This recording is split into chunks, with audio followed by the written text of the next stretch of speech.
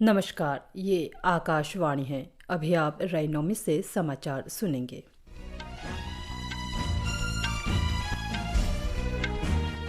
पहले मुख्य समाचार। रिजर्व बैंक ने रेपो दर को यथावत 6.5% पर रखा। सेंट्रल बैंक ने डिजिटल लेन देन को बढ़ावा देने के लिए यूपीआई लाइट के लिए प्रति लेन देन सीमा मौजूदा 200 रुपये से बढ़ाकर 500 रुपये की।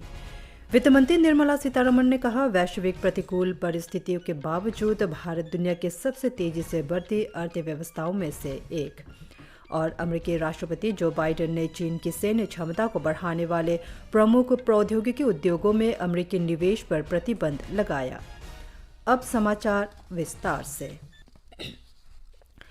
रिजर्व बैंक ने लगातार तीसरी बार मुख्य दरों में कोई परिवर्तन नहीं किया है।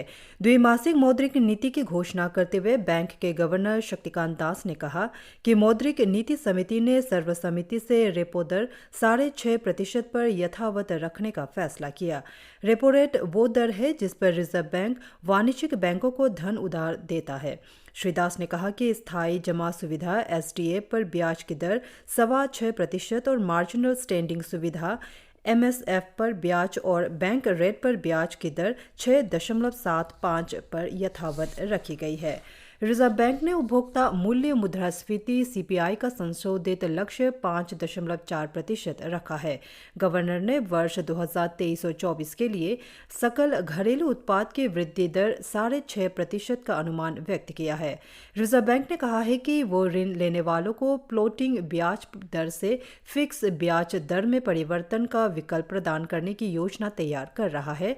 इस कदम से आवास, वाहन और अन्य ऋण लेने वालों को राहत मिलेगी।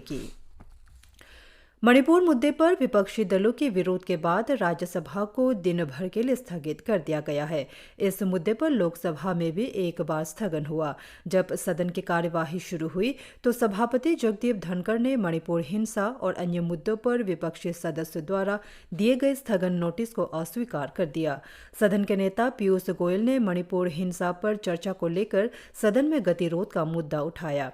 उन्होंने कहा कि गतिरोध खत्म करने के लिए विपक्षी दलों से संपर्क किया गया है, लेकिन वे सदन में प्रधानमंत्री नरेंद्र मोदी के बयान की अपनी मांग पर अड़े हुए हैं। उन्होंने श्री मोदी के बयान की मांग को खारिज कर दिया और विपक्ष पर गतिरोध समाप्त नहीं करने का आरोप लगाया। द्रमुक के तिरुचि शिवा ने कहा कि विपक्ष सदन का सारा कामकाज निलंबित कर नियम 267 के तहत चर्चा की मांग कर रहा था, जबकि सरकार 176 के तहत अल्पकालिक चर्चा कराने पर जोर दे रही है। उन्होंने कहा कि अब विपक्ष ने सदन में नियम 167 के तहत चर्चा की कार्यवाही कराने की पेशकश की है। विपक्ष के नेता मल्लिकार्जुन खड़गे ने कहा कि विपक्ष मणिपुर हिंसा मुद्दे पर नियम 167 के तहत चर्चा के लिए तैयार है और प्रधानमंत्री को भी इस पर सदन में एक बयान देना चाहिए। बाद में हंगामे के कारण सदन की कार्यवाही दोपहर 2 बजे तक के लिए स्थगित कर दी गई। दोपहर में सभापति ने कहा कि उन्होंने सदन में गतिरोध खत्म करने के लिए विभिन्न राजनीतिक दलों के नेताओं के साथ चर्चा की है। उन्होंने नेताओं से सदन में मणिपुर मुद्दे पर चर्चा के लिए आगे का रास्ता खोजने का आग्रह किया। टीएमसी के डेरेक ओब्रायन ने सरकार पर आरोप लगाया कि वो सदन को चलने नहीं देना चाहती। पीयूष गोयल ने कहा कि नवगठित विपक्षी गठबंधन है जो सदन में बार बार व्यवधान पैदा कर रहा है। बाद में शोर शराबे के बीच सदन की कार्यवाही दिन भर के लिए स्थगित करनी पड़ी। लोकसभा में सुबह विपक्षी सदस्यों ने कल अविश्वास प्रस्ताव पर चर्चा के दौरान संसद टीवी द्वारा विपक्षी सदस्यों को कथित तौर पर कम स्क्रीन टाइम दिए जाने का मुद्दा उठाया। अध्यक्ष ओम बिरला ने कहा कि मामला संज्ञान में लाया गया है और वो इस पर गौर करेंगे। बाद में कांग्रेस, द्रमुक, टीएमसी और अन्य सदस्य मणिपुर मुद्दे पर नारे लगाते हुए आसन के सामने आ गए। अध्यक्ष ने प्रश्नकाल को बहुत महत्वपूर्ण बताते हुए उनसे सदन चलने देने का आग्रह किया। हंगामे के बीच श्री बिरला ने सदन की कार्यवाही दोपहर 12 बजे तक के लिए स्थगित कर दी। इससे पहले सदन ने हाल ही में निधन हुए 5 पूर्व सदस्यों को श्रद्धांजलि दी गई। सरकार ने कहा है कि देश में जल जीवन मिशन के अंतर्गत 12 करोड़ 75 लाख ग्रामीण घरों में नल से जल की आपूर्ति की जा रही है। लोकसभा में एक लिखित उत्तर में केंद्रीय जल शक्ति मंत्रालय के राज्य मंत्री प्रहलाद सिंह पटेल ने कहा कि 2019 में इस योजना की घोषणा के समय 3 करोड़ 23 लाख ग्रामीण परिवारों के पास नल के कनेक्शन थे। उन्होंने कहा कि अब तक लगभग 70% ग्रामीण घरों में जल जीवन मिशन के तहत नल से जल के कनेक्शन दे दिए गए हैं। श्री पटेल ने कहा कि गुजरात, तेलंगाना और हरियाणा सहित कई राज्यों ने 100% ग्रामीण घरों में नल से जल के कनेक्शन उपलब्ध कराए हैं। सड़क और परिवहन तथा राजमार्ग मंत्री नितिन गडकरी ने आज लोकसभा को बताया कि शुल्क टोल प्लाजा पर औसत प्रतीक्षा समय को 734 सेकंड से घटाकर 47 सेकंड कर दिया गया है। एक लिखित उत्तर में उन्होंने कहा कि भारतीय राष्ट्रीय राजमार्ग प्राधिकरण द्वारा फास्टैग पर प्रभाव आकलन अध्ययन में ये खुलासा हुआ है। उन्होंने कहा कि राष्ट्रीय राजमार्ग पर शुल्क प्लाजा पर एक निश्चित समय सीमा के परे खड़े वाहनों के मामले में उपयोगकर्ता शुल्क से वाहनों को छूट देने का कोई प्रावधान नहीं था। भारतीय रिजर्व बैंक ने यूपीआई पर संवाद के माध्यम से भुगतान शुरू करने का प्रस्ताव किया है। ये प्रणाली उपभोक्ताओं को आर्टिफिशियल इंटेलिजेंस से संचालित बातचीत के जरिए लेन देन की सुविधा देगी। रिजर्व बैंक के गवर्नर शक्तिकांत दास ने कहा कि ये चैनल स्मार्टफोन और फीचर फोन आधारित यूपीआई चैनलों पर उपलब्ध होगा। शुरुआत में ये सुविधा अंग्रेजी और हिंदी माध्यम से उपलब्ध होगी। बाद में अन्य भारतीय भाषाओं में भी ये सुविधा दी जाएगी। केंद्रीय बैंक ने यूपीआई लेन देन में निकट क्षेत्र संचार प्रौद्योगिकी के उपयोग का भी प्रस्ताव किया है।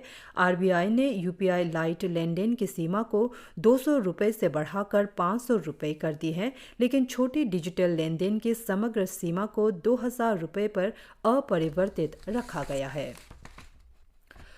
लोकसभा में अविश्वास प्रस्ताव पर आगे बहस शुरू हो गई है। बहस में हिस्सा लेते हुए वित्त मंत्री निर्मला सीतारमण ने कहा कि 2014 से सरकार द्वारा शुरू किए गए प्रभावकारी शासन और नीतिगत सुधारों की बदौलत भारत विश्व में सबसे तेजी से विकसित अर्थव्यवस्था बन गया है। पिछले 9 वर्षों में सरकार की उपलब्धियों पर प्रकाश डालते हुए उन्होंने कहा कि कृषि, रक्षा निर्यात, किसानों को ऋण, अनाज की पैदावार, नल जल कनेक्शन और राजमार्गों के मामलों में इन वर्षों में क्रांतिकारी वृद्धि हुई है।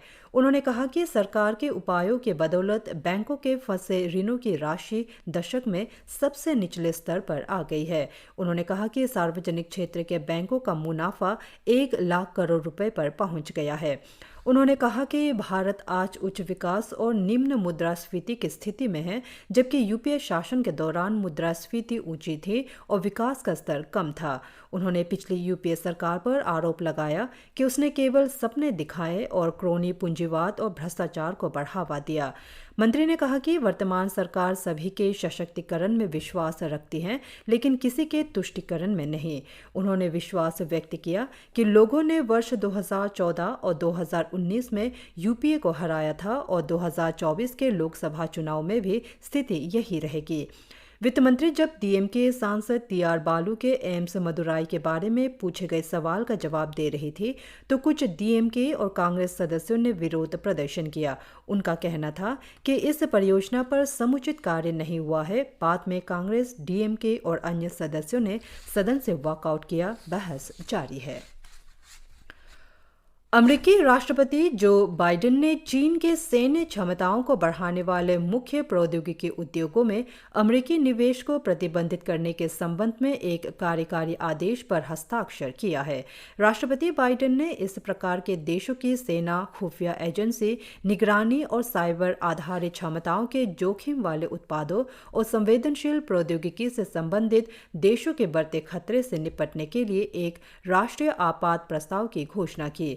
ये आदेश सेमीकंडक्टर और अन्य सूक्ष्म इलेक्ट्रॉनिक, क्वांटम कंप्यूटर और आर्टिफिशियल इंटेलिजेंस एप्लीकेशन को बनाने के चीनी उद्यमों में धन निवेश करने से वेंचर कैपिटल और निजी इक्विटी कंपनी को प्रतिबंधित करेगा।